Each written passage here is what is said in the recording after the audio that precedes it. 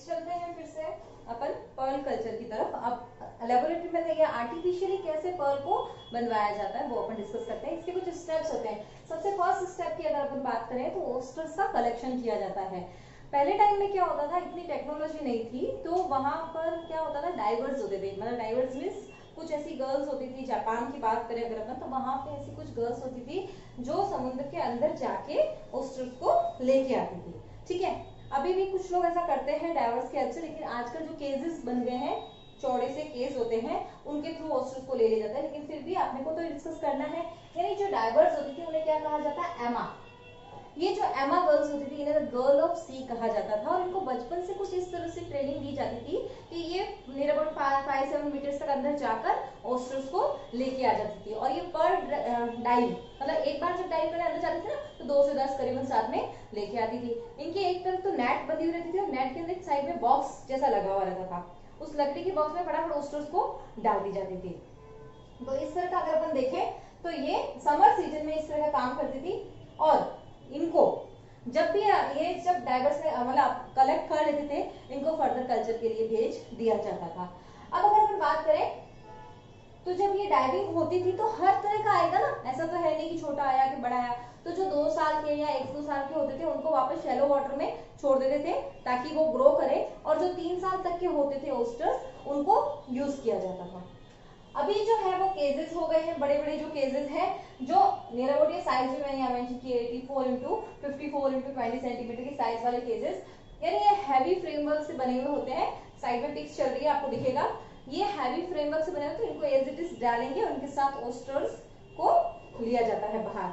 फिर जब ये कलेक्शन कर लिया जाता है तो कलेक्शन के बाद नेक्स्ट क्या किया जाता है, उनको रियर किया जाएगा। यानी रियरिंग के लिए क्या करते हैं, एक स्पेशल केस बना हुआ रहता है। उस स्पेशल केस का होता इसी की तरह है, लेकिन उसमें मेन डिफरेंस क्या होता है, वहां पे 4 to 6 चैम्बर्स बने हुए होते हैं, और मेटल मेशिंग और कॉटन का कवरिंग भी उसके ऊपर होता है, ताकि जो नेचुरल एनिमीज वगैरह है वो उनको डिस्टर्ब ना करें, या उनको उनसे प्रोटेक्शन मिल जाता है, यानी well protected from natural enemies. अब इसके जो दूसरे डेविल्स वगैरह है, ऑक्टोपस वगैरह है, यानी जो नेचुरल एनिमीज जो होते हैं इनके, उनसे इनको प्रोटेक्शन के लिए ये इस तरह से केस डिजाइन किया जाता है।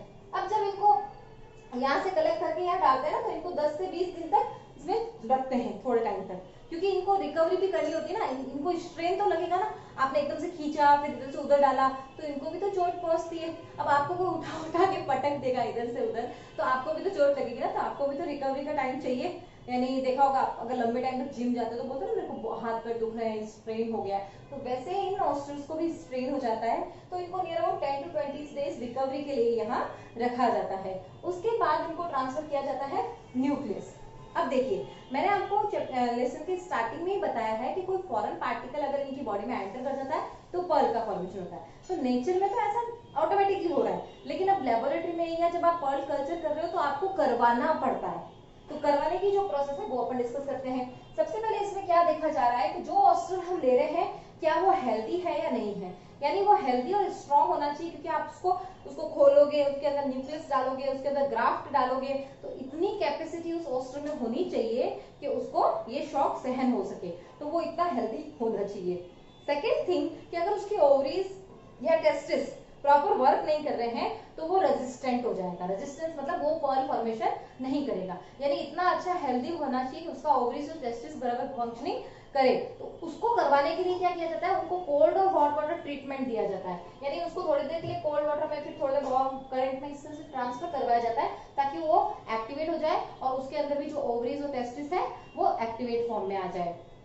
उसके बाद क्या किया जाता है, एक उनको सफोकेशन करा जाता है, स्ट्रेस दिया जाता है, थोड़ा सफोकेशन, ताकि वो अपनी शेल खोले, क्योंकि शेल खोलेगा तभी तो आपको अंदर वो फॉरेन पार्टिकल डालना है ना, क्योंकि समुद्र में तो ऑटोमेटिक चला गया, लेकिन आपको तो लैब में उस पार्टिकल्स के अंदर, यानी कुछ इस तरह से देख लीजिए आप, ये इस तरह से आपको दिखेगा, इस तरह का शेप का जो ऑस्टर है। आप जब इसको अभी, यानी आपको अगर सांस नहीं आ रही तो आप क्या करोगे, अपना मुंह खोलोगे इस तरह से करोगे, तो जब इसको भी आप सफोकेशन का है, स्ट्रेस का दोगे कंडीशन, तो इसके साथ भी कैसा होगा, इसका मुंह ओपन होगा, और जैसे ही मुंह ओपन होता है बीच में एक पीस ऑफ ये पिक पेस्ट लगा दिया जाता है, ऐसा पीस लैब में उसमें लगा देंगे, और जैसे ही लगा देंगे ना तो फिर यहाँ पर जो सर्जिकल प्रोसीजर से इसके अंदर न्यूक्लियस और ग्राफ्ट डाला जाता है।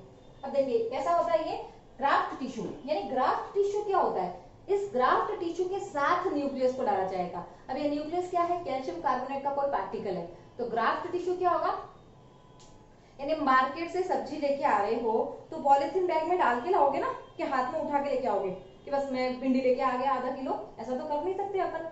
तो ग्राफ्ट टिश्यू के साथ ही न्यूक्लियस को इसकी बॉडी में एंटर कराया जाता है। तो ग्राफ्ट टिश्यू क्या होता है, किसी दूसरे हेल्दी ऑस्ट्रोकाइट टिश्यू होता है, मतलब उसके मेंटल में से थोड़ा सा पीस काट लेते हैं, स्क्वायर शेप का छोटा सा इस तरीके का, पहले तो इतना लंबा लिया, उसमें से छोटे छोटे टुकड़े किए, इस तरह का कुछ ग्राफ्ट पीस ले लेते हैं। उस ग्राफ्ट पीस को 22 डिग्री सेल्सियस पर सी वाटर के अंदर रखा जाता है और 48 घंटे तक देखा जाता है कि वो टिश्यू लाइव फॉर्म में है या नहीं है। उसकी सेल्स अगर लाइव फॉर्म में होती है तो उसको वापस वहां से लेकर न्यूक्लियस जो है उसके साथ अंदर डलवाया जाता है। अब ये न्यूक्लियस क्या होता है, न्यूक्लियस क्या है, मेनली कैल्केरियस सब्सटेंसेज है।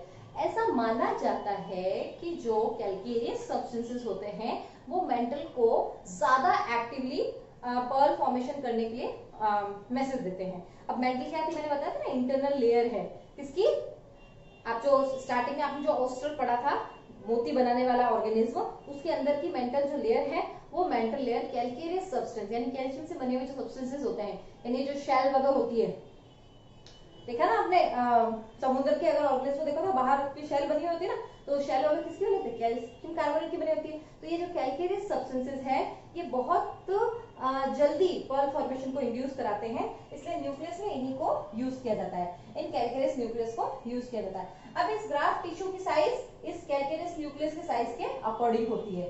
फिर इसको, ये देखो मैंने आपको हाथ के फॉर्म में बताया, यानी इस तरह से इसका मुंह खुला और यहाँ इम्प्लांट करवा दिया, जो सीजर मतलब आपके जो एपरेटस लेबोरेटरी में है उनकी हेल्प से, वो एपिथेलियम में क्या कर दिया, डलवा दिया अंदर। अब कई बार ऐसा होता है, आपने देखा होगा कि जापान की अगर अपन बात करें तो वहाँ पर्ल कल्चर बहुत पॉपुलर है, तो वहां पर एक बार के मतलब 1 घंटे के अंदर कम से कम 25 से 40 ऑस्ट्रल के अंदर टिश्यू और न्यूक्लियस डाल देती है लड़कियां। तो ऐसी एक्सपर्ट लड़कियां जो वहां काम करती है उनको क्या कहा जाता है, टुमेरिन सन कहा जाता है, या मिस न्यूक्लियस पुशर भी उनको कहा जाता है, क्योंकि उनका इतना अच्छा प्रैक्टिस होता है कि फटाफट से मुंह खुला हुआ है, टिक डाला उसको रखा, टिक डाला अंदर रखा, डाला, ऐसे। तो ग्राफ्ट और न्यूक्लियस को फटाफट उसके अंदर डाल दिया, और कई बार ऐसा होता है ना कि लंबे टाइम तक मुंह खुला रखते हैं तो उसकी डेथ हो जाती है, तो आपको फटाफट ये प्रोसेस भी पूरा करना है। यानी ऐसा नहीं है कि मुंह खोल के बिठा दिया, ठीक है मेरे को टाइम मिलेगा तब तेरे अंदर डालूंगा, ऐसा भी नहीं है। उसका फटाफट जो मुंह खुला है उसको फटाफट डाल के उसको बंद करके वापस रख दिया। अब उसको रिकवरी भी तो करानी है ना, बाद में उसको बेचारे का मुंह फाड़ा है आपने, तो उसको पोस्ट ऑपरेशनल केयर भी दी जाती है, यानी नियर अबाउट 6 to 7 डेज तक उसको ऐसे बोला जाता है कि ठीक है अब तो पूरा ठीक हो जा पहले प्रॉपर्ली, फिर 6-7 डेज तक उनको अनटच रख के, उनको प्रॉपर शैलो वाटर में रख के उनको रिकवर होने का टाइम दिया जाता है, और फिर नियर अबाउट 3 to 5 ईयर्स तक उनको अनडिस्टर्ब फॉर्म में छोड़ दिया जाता है। और आजकल तो ऐसी टेक्निक्स भी आ गई है कि ये चेक भी किया जाता है कि कहीं जो ग्राफ्ट आपने डाला है वो किसी ने बाहर थूक तो नहीं दिया, मतलब एकदम बाहर फेंक तो नहीं दिया, क्योंकि कई बार ऐसा फिनोमिना भी तो वो करते हैं। तो आजकल एक्सरे मेथड के थ्रू ये भी चेक कर लिया जाता है कि वो जो ऑस्टर है उसके अंदर आपने जो ग्राफ्ट डाला है वो है भी या नहीं है। तो पोस्ट ऑपरेशनल केयर के बाद जब 3 से 5 साल तक वो पड़े रहते हैं तो उनके अंदर मोती का फॉर्मेशन हो जाता है, और बाद में उसको हार्वेस्ट करते हैं। उस मोती को हार्वेस्ट कौन से टाइम पीरियड में किया जाता है, दिसंबर से फरवरी वाले टाइम पीरियड में किया जाता है। फिर अगर अपन देखें कि जो हार्वेस्ट आपने किया है उसको प्रॉपर वॉश करते हैं और सोप सॉल्यूशन से उसको क्लियर करते हैं, लेकिन उसको ब्रश से रगड़ के साफ नहीं करना है, यानी उस पर रगड़ नहीं लगनी चाहिए, क्योंकि उसकी चमक जो है वो खराब हो जाएगी। बहुत स्मूथली उसको वॉश किया जाता है, क्योंकि इतना गंदा तो होता नहीं है, वैसे बॉडी के अंदर है उसके पोस्टर की, तो इतना गंदा होना नहीं है। ऐसा तो है कीचड़ से लिपटा हुआ है, ऐसा तो होता नहीं है। उसको प्रॉपर क्लियर करके यूज करने के लिए भेज दिया जाता है। अब अगर आपको कोई पूछे कि मोती का कंपोजिशन क्या होता है, तो इसमें देखो 2 to 4% तक तो वाटर होता है, near about 4 to 5% organic matter, और सबसे ज्यादा इसमें क्या होता है, कैल्शियम कार्बोनेट। तो मैंने जैसे ही पहले से आपको बताया था कि जो कैल्केरियस सब्सटेंस है उससे ज्यादा जल्दी बनता है, तो कैल्शियम कार्बोनेट 90% इसमें होता है, और बाकी रेसिड्यूज है जो नियर अबाउट 0.1 से लेकर 8% तक होते हैं। तो ये है लेबोरेटरी के अंदर मोती का फॉर्मेशन। अब ये दिखने में तो बहुत इजी दिखता है, लेकिन इतना इजी भी नहीं होता है। इसमें बहुत सारे मतलब ऑब्स्टेकल्स भी आते हैं, बहुत सारी बाधाएं भी आती है, जैसे कि नेचुरल एनिमीज डेवलप हो गए, किसी ने बाहर रिजेक्ट कर दिया, किसी की डेथ हो गई, तो ये सारे सर्जिकल प्रोसेस के थ्रू ऑपरेशनल शॉक भी जो होते हैं वो भी ऑस्टर को लगते हैं। तो मोती बनाना इतना इजी भी नहीं होता है, लेकिन कमर्शियली लोग करते हैं, और जब आप लार्ज स्केल पे करते हो तो थोड़ा बहुत नुकसान भी होता है तो ठीक है, चल जाता है। मतलब आप हजारों ऑस्टर्स को कर रहे हो तो उसमें से 5-10 मर भी गए तो चलेगा, क्योंकि बाकी के तो सारे पर्ल बना के दे रहे हैं। तो इस तरह से ये इंडस्ट्री भी आजकल बहुत ग्रो कर रही है। तो आई होप आपको पर्ल कल्चर समझ में आया होगा। अगर कोई डाउट है तो आप नीचे मेंशन कर सकते हैं, और नहीं है तो बाय बाय, मिलते हैं नेक्स्ट लेक्चर के साथ।